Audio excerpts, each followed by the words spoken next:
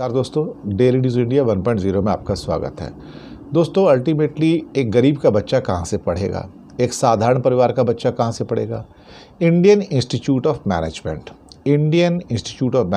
IIMs, बहुत सारी इनकी ब्रांचेस हैं। लखनऊ में भी है, अहमदाबाद है, बेंगलोर है, कलकत्ता है, इंदौर है, और भी कई सारी ब्रांचेस हैं।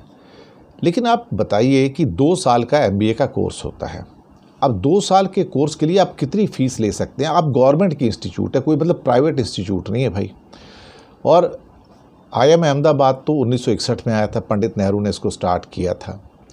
अब सवाल ही पैदा होता है कि आप कितनी फ़ीस ले सकते हैं। पहले तो बहुत नॉमिनल फ़ीस होती थी, एक टोकन फ़ी होती थी, और बच्चे गरीब से गरीब परिवार के भी वहाँ पर पढ़ के निकल जाते थे। सिर्फ फ़ीस, अब इसमें जो हॉस्टल के खर्चे अलग हैं और बाकी जो खर्चे बच्चों को करने पड़ते हैं वो अलग होते हैं। 2 साल की जो फ़ीस है 24 लाख रुपए है। आप कोई भी IIM में चले जाओ, 24 लाख रुपए 2 साल की फ़ीस। भाई इतनी फ़ीस तो जो प्राइवेट इंस्टीट्यूट्स होती हैं वो एक्चुअली इतनी फ़ीस रखती हैं 2 साल की, या हो सकता है 30-35 लाख भी रख लेते हैं।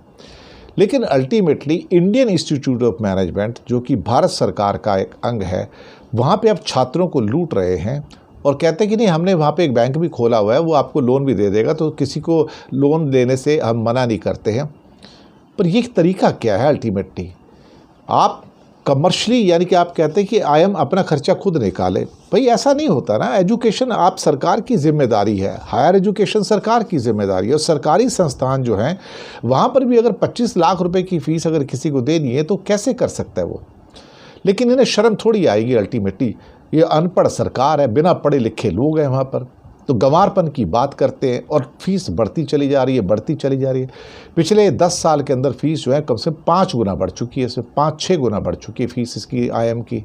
हर साल बढ़ा देते हैं फीस इसकी। किसी को चिंता नहीं है कि एक गवर्नमेंट इंस्टीट्यूट के अंदर इतनी फीस होगी तो बच्चे पढ़ेंगे कहाँ से। जो गरीब लोगों के, मध्यम वर्ग के जो छात्र हैं, कहाँ से पढ़ेंगे।